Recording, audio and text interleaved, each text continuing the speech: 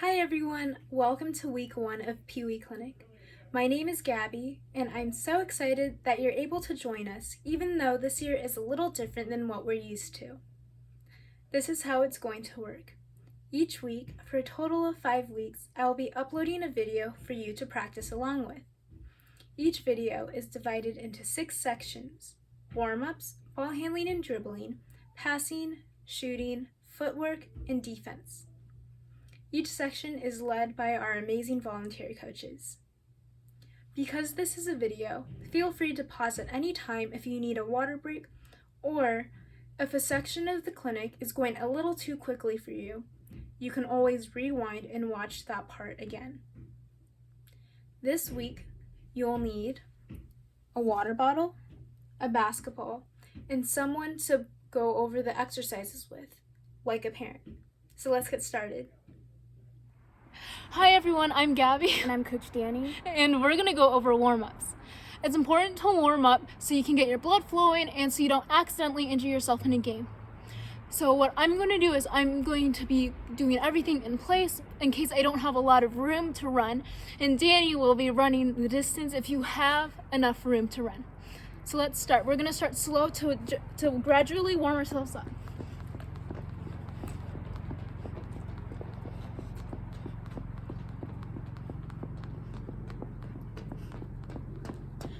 Great, now that we're starting to warm ourselves up, let's go at medium speed.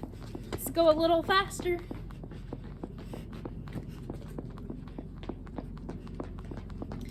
Great, good job. Now that we're almost totally warmed up, we're gonna go as fast as we can. We're gonna sprint.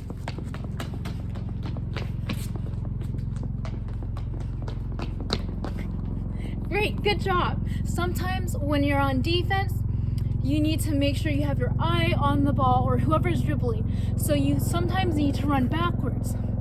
So what we're going to do is we're going to run forward and then we're going to turn around and run backwards. Ready? Let's go. Ready. And turn around. And we're going to do that one more time. Okay, ready? Go.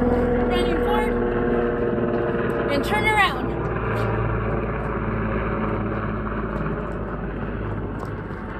Great job. Good job. Let's start the rest of the clinic. Hi everyone, my name is Dani, and today I want to walk you through some drills and exercises that'll help warm up your fingertips and help you get a better feel for the ball so that later on when it comes time to dribble, you'll be more aware of your surroundings and you'll be more comfortable when dribbling. So we're going to start with some finger taps or ball taps, whatever you want to call them. But basically, we're nice and light and we're passing the ball back and forth, just like so. Notice that I'm using my fingers and not my palm because as you can see, if you try to use your palm, you can't get as much taps in and it goes a lot slower, and it's just we don't dribble with our palm. So make sure that you're using your fingertips when doing this.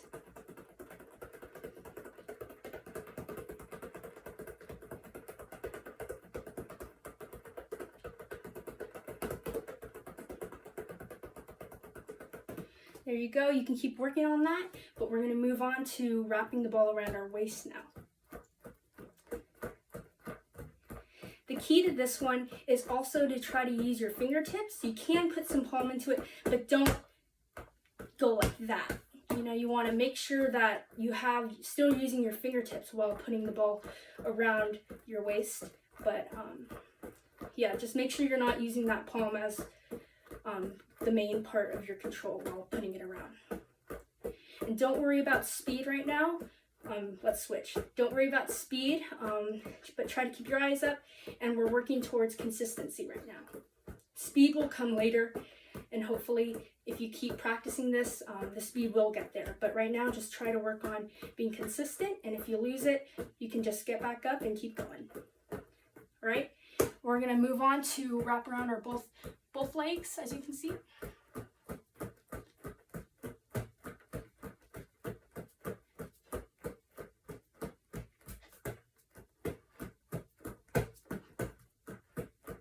And switch.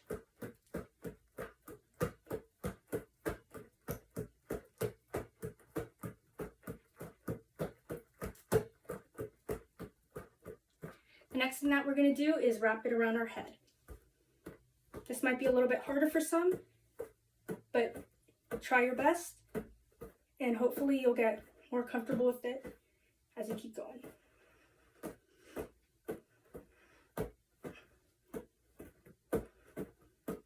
And switch. Haven't done this one in a while.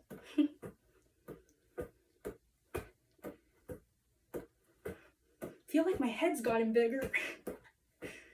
All right, we're gonna move on to the second to last thing, I think, which will be wrap around our right leg.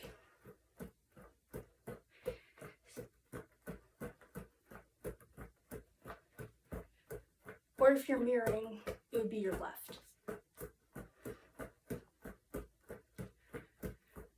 And other way.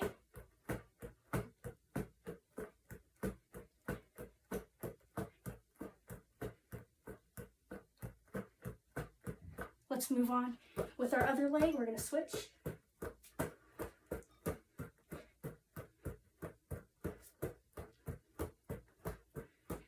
Try to keep your eyes up and try to use your fingertips.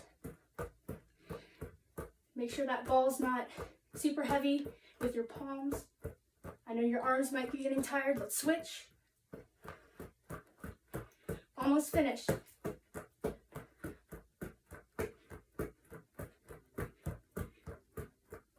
The last and final thing we're going to do is figure eights, so around each leg. Oopsies.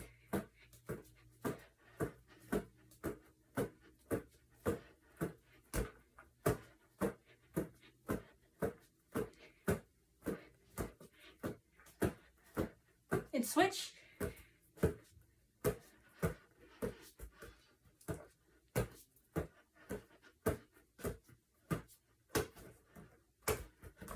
Oopsies.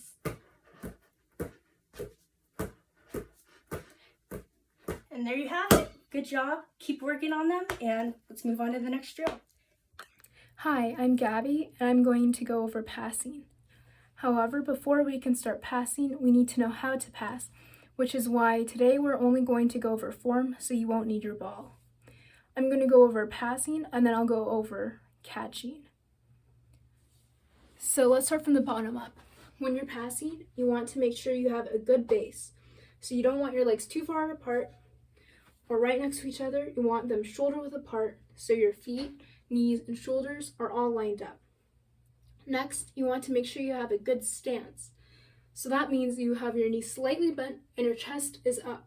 So that way, when the ball comes to you, and if it's a hard pass, you won't fall over or get knocked over. Third are your arms.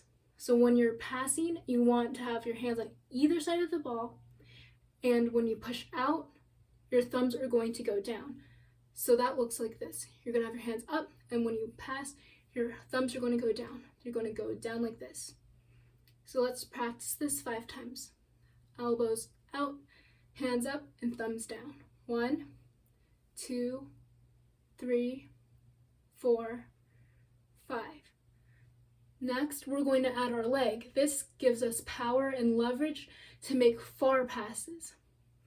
So you're going to do the same thing with your arms, but this time you're going to use your leg to step forward. So it looks like this. So let's do this 5 times. 1, 2, 3, 4, 5. Last is your head. When you're going to pass, you want to make sure you make eye contact with the person you're passing to.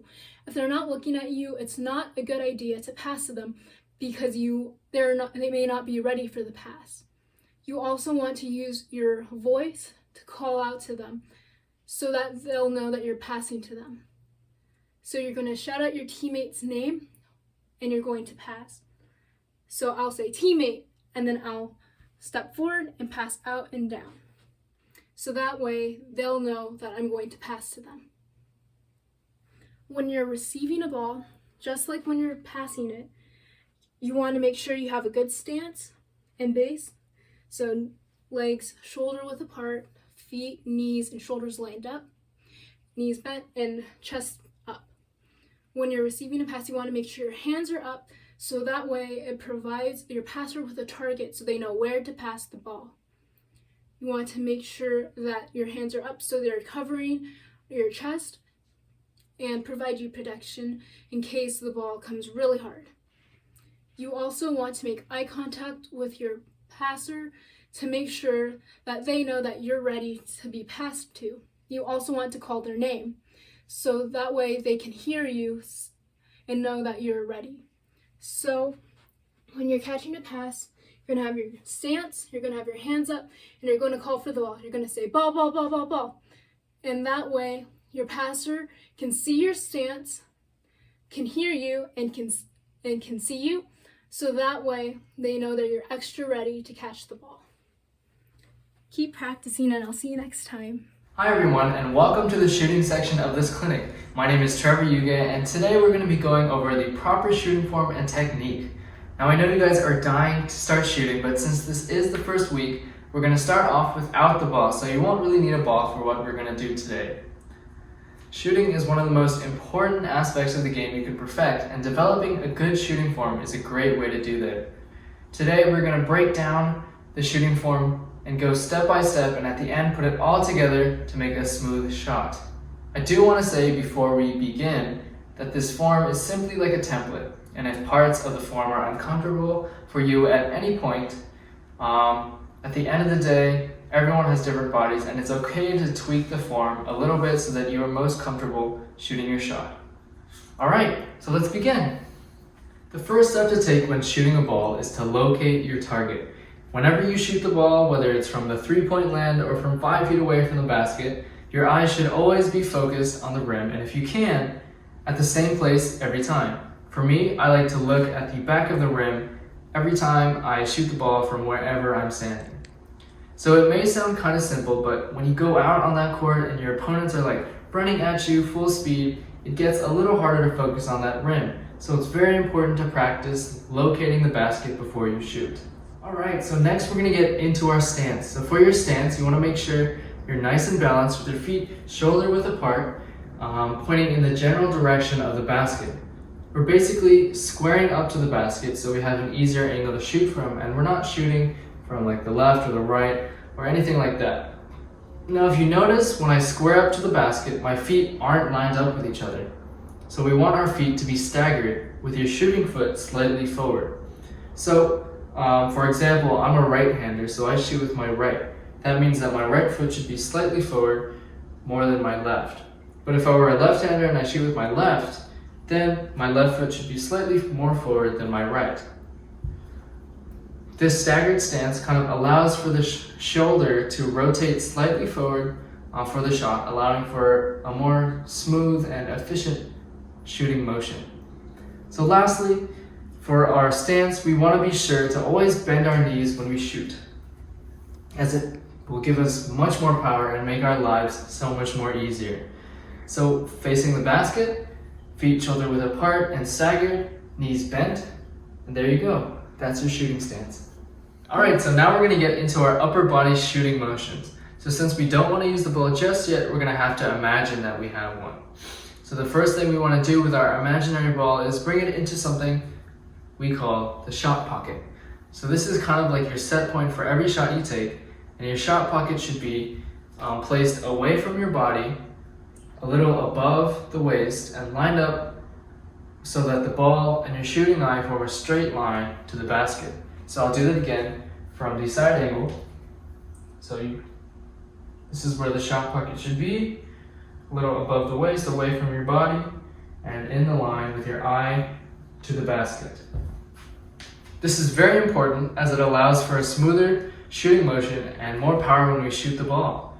So just to practice, if you have maybe a parent or someone to pass the imaginary ball to you, as soon as you catch that ball, bring it right into your shot pocket. Maybe again, you can do it again, right into your shot pocket, away from your body, above the waist, and lined up with your eye towards the basket. Alright, so once we've got that ball in our shot pocket, we're almost ready to shoot into our imaginary basket. So next, we're simply going to bring the ball straight up from our shot pocket while bringing your elbow in until your shooting arm forms about a 90-degree angle. It's kind of like being a waiter or a waitress. carrying a pizza tray to the table, and that's kind of the correct form that you want to go for. So from here, we put our offhand on the side of the imaginary ball to stabilize it when we shoot. This hand is here to kind of just stabilize it. It's not there to help you push the ball, so make sure that you don't use this hand when you shoot. Now I'm going to show it from the side angle to get a better view. So from your shot pocket, you bring it elbow in, up to the 90-degree pizza angle, with your other hand stabilizing the ball. So now that we have our shooting arm at a 90-degree angle, our elbow tucked in, and our balancing hand on the side of the imaginary ball, we're ready to release. To do this, we just extend our arm out while flicking our wrist forward, and at the same time extending our legs. Also make sure our offhand doesn't touch the ball when you shoot it, like so. And I'll do it from the side. Again, making sure that your offhand doesn't touch the ball. So as you may notice, I'm flicking my offhand forward with my shot. But you don't really have to do this. This is just how I personally keep my offhand away from the ball. So you can really do whatever you want, whatever you feel comfortable with, as long as it's not pushing the ball when you shoot it. Finally, to finish off the shot, make sure you have a nice finish after you release the ball. Your finish should be high enough so you can see your fingers on top of the backboard, your wrist should be nice and relaxed and floppy, and your fingers should be pointed at the rim. So at the end, it should look like you're reaching into a high shelf to grab some cookies out of a cookie jar. Okay, so now we're finally gonna put it all together. If at some point maybe I went too fast or a step was a little too hard to understand, hopefully you'll be able to rewind this video to practice before we put it all together. Alright, so right now we're briefly gonna go over the steps. Step 1, find the target and focus on it. Make sure you find that rim before you start your shot. Step 2, get into your stance. Square up to the basket, feet staggered, shoulder width apart, and our knees bent. Step 3, put the imaginary ball into your shot pocket right here, making sure it's lined up with your eye and the basket. Step 4, bring that ball up from your shot pocket, making sure your elbow is tucked until we get that nice pizza position. Our other hand should also be balancing the ball. Step 5, extend your arm towards the basket, flicking your wrist to send the ball forward to the basket. And finally, step 6, reach into that cookie jar and hold that position. Alright, so hopefully you got that. And now let's do a little practice. So we're going to do that again, but this time I'm just going to count off the steps by number. So when I say 1, we focus on the basket. 2, stance, and so on. Alright, so you guys ready? Alright, so 1, 2, 3, 4, 5, and 6. Just hold that position right there. Nice! And one last time, we're just going to do it a little bit faster this time, and I'm going to be turning this way. Alright, so you guys ready? 1, 2, 3, 4, 5, and 6. Just hold that position right there. Reach into that cookie jar. Great! So that pretty much concludes this section of the clinic. If you weren't able to get it maybe the first time, that's totally fine. Just keep up that practice and consistency, and soon you'll be shooting like a pro. Thanks for watching. Hi everyone, I'm Isabella, and today I'll be going over jump stops. So jump stops are important for coming off of the dribble or catching a pass, and it's where you jump off of both of your feet and land on both of them. So a few important things to know: keep your head up so you can always see the court, keep your knees bent, stay in triple threat to protect your ball, and make sure you don't jump too high, and it's just a little jump so you can stay balanced.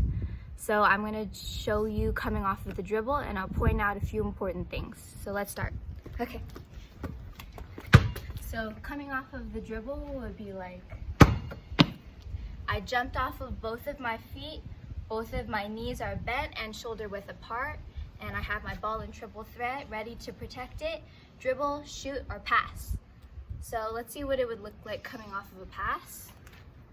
Coming off of a pass would be like this.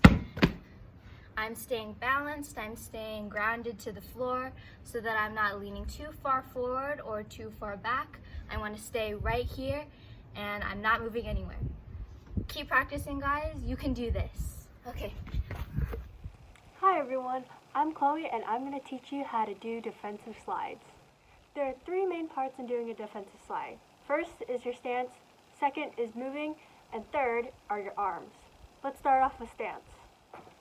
So, in your stance, you don't want to be like a tree where you have your legs like this. You don't want to be a sumo wrestler or your legs are like this. You want to have your feet right under your shoulder, just like you're naturally standing.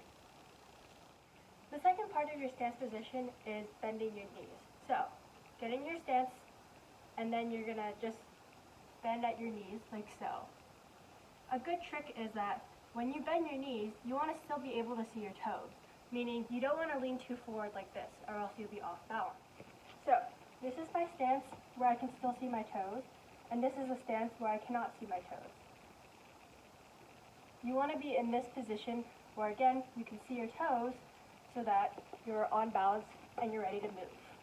The last thing you want to do for your stance is pretend that you're sitting like you're in a chair. So, again, legs shoulder width apart, bend at your knees, make sure you can still see your toes at the bottom, and you're going to sit up like you're sitting in a chair. So again, chest up, back straight, butt back. So again, shoulder width apart, bend at the legs, up like so, back. So you want to pretend that you have a stool, you're sitting in a chair, someone takes the chair, and you're still in this position. Now that you got your stance, you're ready to move.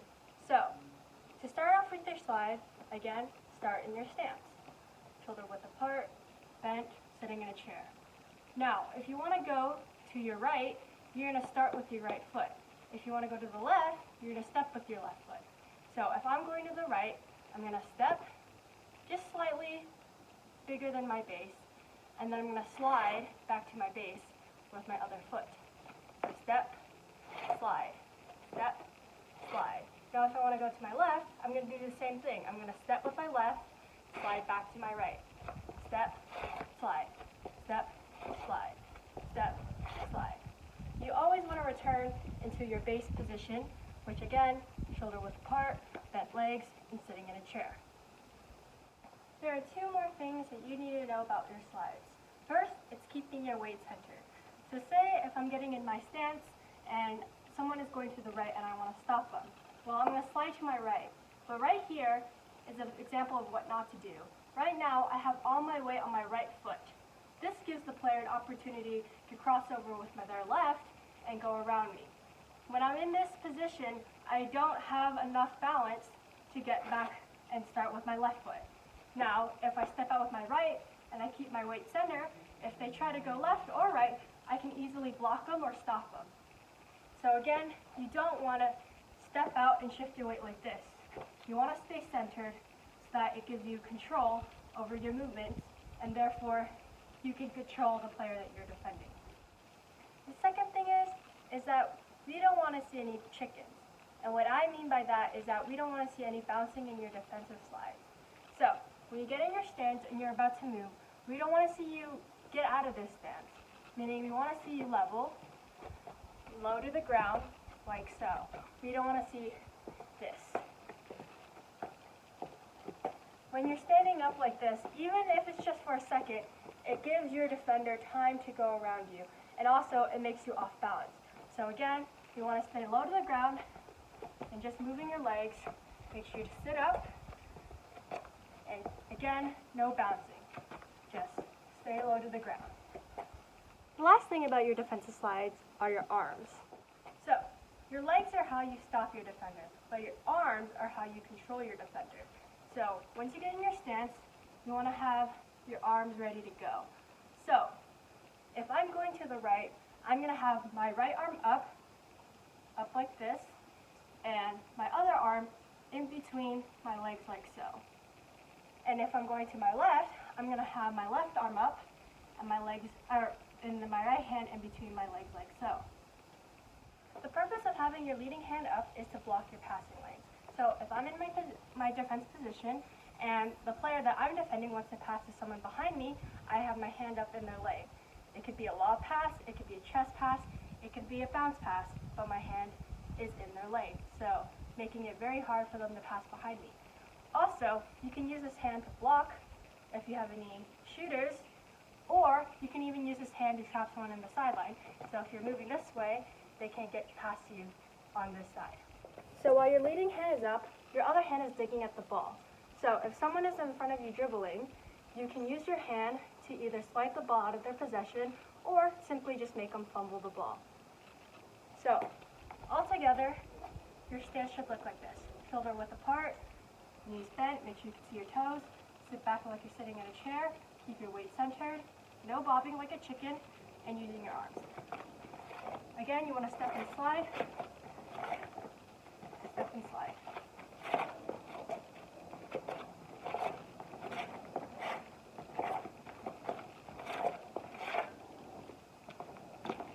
And there you have it. That's how you do defensive slides. See you guys later. Hi everyone, my name is Dani, and I just wanted to congratulate you on finishing week 1 of Pee Wee Clinic. We are so glad that you participated online, and we hope to see you next week. Great job.